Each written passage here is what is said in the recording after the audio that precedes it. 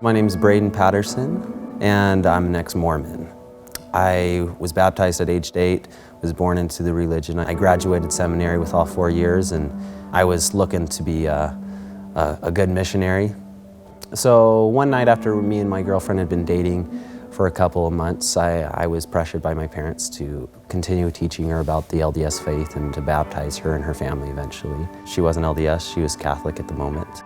And one night we were sitting in the car and I started talking to her about the pre-existence, somewhere where we came before Earth and where we were going after and why temples were important, and that I could marry her and we could go to the celestial kingdom someday, and that we could have new planets and create planets of our own, and we could be the god and goddess of that planet. And when I was telling her this, she looked over to me and she said, "Braden, that doesn't make sense." And she said, "That's not in my Bible." And I was like, okay, well, this conversation's done for tonight, and I need to go home and now look into the Bible about what this is about. And it made me go home and have to research it and really rethink about what I had been taught about. And that was when the big turning point was that, okay, I don't want to be LDS anymore. As a Mormon, all of the things that you do are dependent on you going to heaven. That's what I was taught, was that you are saved by grace after all that ye have done. But once you realize that there's nothing you can do to get to heaven and that it all relies on Jesus, your attitude completely changes.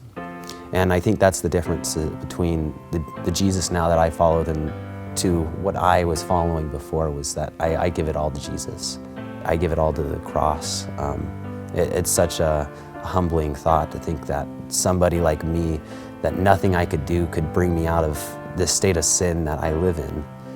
But Jesus did, and because of my faith is what saves me. Being Mormon, I was always scared to say Jesus. Being out of Mormonism, I've said God in 1 week more than I said God as a Mormon in my whole life. Not saying it as in a vulgar or rude way. I would never take the Lord's name in vain, but to be able to look up to the sky and say, "God, I love you," and be able to have a personal relationship with Him that I never had before. And even though this is probably the hardest moment in my life, I feel like it's the most I've ever grown.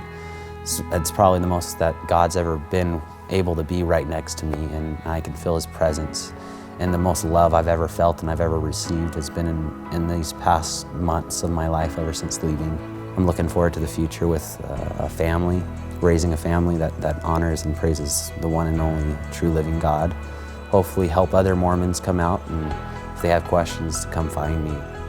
Jesus is enough finally for me now. He was never enough before because I had to do all these kind of things, and then it was sufficient. But now,